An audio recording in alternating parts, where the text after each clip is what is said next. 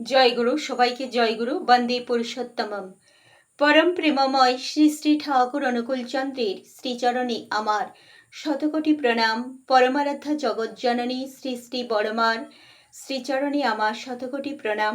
প্রধান আচার্যদেব শ্রী শ্রী বরদার শ্রীচরণে আমার প্রণাম। বর্তমান সংঘাচার্যের শ্রীচরণে আমার প্রণাম। এবং এখন যারা উপস্থিত আমার এই ভিডিও দেখছেন সবাইকে এরা আনন্দিত জয় গুরু। আজকে আমি একটা আলোচনা করব অবশ্যই প্রিয় পরমের কথা নিয়ে। যে প্রিয় পরম যে আমাদের নাম ধ্যানের কথা বারবার বলেছেন, সেই নাম ধ্যান করার সময় কত কিছু আমাদের মনের মধ্যে জেগে ওঠে। সেটা ভালোও হতে পারে, আবার মন্দও হতে পারে। তো ভালো জিনিস যদি মনের মধ্যে জাগে সেটা তো ভালো, আমাকে ভালোর দিকে নিয়ে যাবে। কিন্তু যদি মন্দ কথা আসে তখন কি করব? একজন এই কথাটাই জিজ্ঞাসা করলেন যতীন দা, ওনার পদবী নাথ।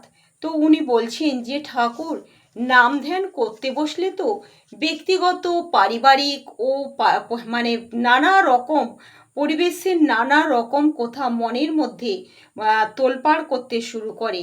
তার উপায় কি? শ্রী ঠাকুর বললেন, এ তো স্বাভাবিক, এর জন্য মন খারাপ করার কি আছে?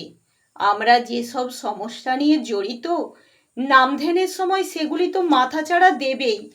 ব্যক্তিগত, পারিবারিক, পরিবেশিক কোনো সমস্যা পরমপিতার এলাকার বাইরের জিনিস নয়। সত্যি কথা, এটা খাঁটি কথা। যে কোনো জিনিস আমাদের এই যে চিন্তার মধ্যে ভিড় করে, শ্রী ঠাকুর সেটা বললেন যে কোনো কিছু কি আমার এই পরমপিতার এলাকার বাইরে? তুমি যে পরমপিতার নাম করতে বসেছো, সেই পরমপিতার এলাকার বাইরে তো নয়।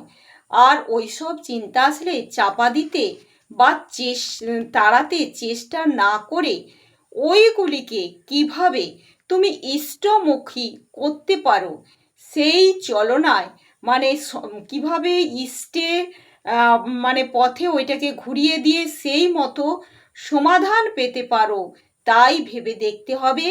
ও বাস্তব চলনায় সেই অনুযায়ী চলতে হবে।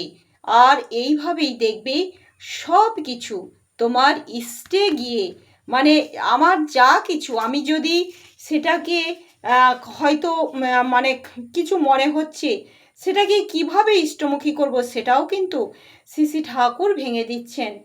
তিনি বললেন যে ইষ্টমুখী যা কিছু চিন্তা আসবে, খারাপ ভালো, সেটাকে ইষ্টমুখী করে তুলতে হবে। তখন যতীনদা আবার বলছেন যে কথাটা আমি ঠিক ধরতে পারলাম না। তখন শ্রী ঠাকুর বললেন, ব্যাখ্যা করে দিয়ে বলছেন যে ধরেন, নাম ধ্যানের সময় আপনার অর্থ সমস্যা, টাকা পয়সার চিন্তা আপনার মনকে পীড়া দিচ্ছে। এটা তো হতেই পারে। আমরা সাংসারিক মানুষ, নানা রকম অভাব অনটন, টাকা পয়সার কথা মনের মধ্যে জাগে।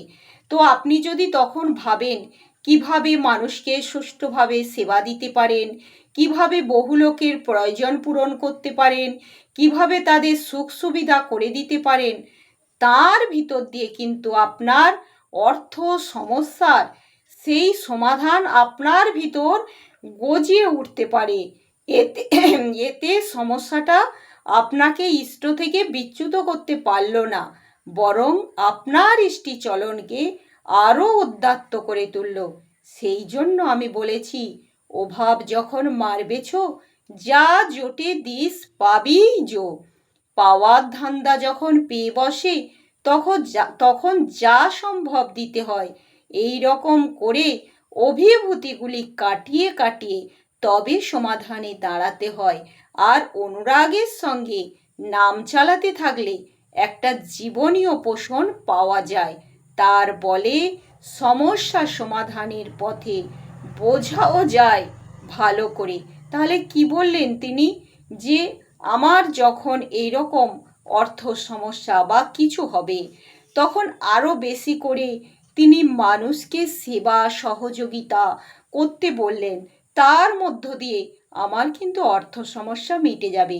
আমি যখন অপরের সমস্যার দিকে, অপরের জন্য কিছু করব, তখন তো তারাও ভাববে যে একে কিছু দেয়া লাগে।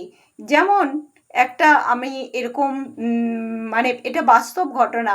এক ভাই গিয়ে শ্রী শ্রী ঠাকুরকে বলছেন তার যে সেভাবে কোনো ইনকাম নেই, কিছু নেই। তখন শ্রী শ্রী ঠাকুর তাকে, সেই ছেলেটিকে বলেছিল যে তুই প্রতিদিন তোর পাড়া প্রতিবেশীকে কিছু মাঠ থেকে কলমি শাক তুলে নিয়ে এসে তাদের বাড়ি বাড়ি দিয়ে আসবি। কোনো পয়সা চাইবি না, কিছুই বলবি না, দিয়ে আসবি যে আমি তোমাদের তুলে দিয়ে গেলাম, তোমরা খাও, এরকম করবি। তো এরকম করতো ছেলেটা। করতে করতে তাদের মনে যা হলো যে তাহলে একে কিছু দেয়া লাগে। এইভাবে দিতে দিতে তার দেখা গেল অর্থের আর চিন্তা করতে হলো না। সে বাড়ি বাড়ি দিত, আবার সেই হাটে গিয়ে বিক্রি করত। এই রকম করতে করতে তার কিন্তু সেই যে ইনকামের পথ কিন্তু খুলে গেল। এটাই প্রিয় পরম বলছেন যে যখন আমাদের জীবনে এই রকম বা অন্য দিক দিয়েও যদি কোনো খারাপ চিন্তা আসে, সেটা যখন আমরা সেই ইষ্টের দিকে মোড় ঘুরিয়ে দেব, তখন সেটা আমাদের ভালো বই মন্দ কখনো হবে না। বাজে চিন্তাটাকেই আমাকে ইষ্ট দিকে ঘুরিয়ে দিতে হবে, তখন সেটা বাজে থাকবে না, তখন সেটা ভালো হয়ে যাবে। কাম চিন্তা, ক্রোধের চিন্তা, এগুলো হয়তো আমরা বলি ক্রোধ, কাম, এই হিংসা, এগুলো নরকের দ্বার।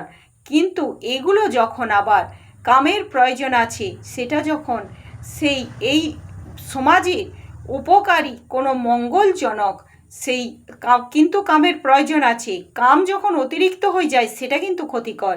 কিন্তু সেই কাম দিয়ে যখন সুষ্ঠু সন্তান, সুসন্তান জন্ম নেয়, তখন কিন্তু সেই কামই কিন্তু উপযোগী দেয়।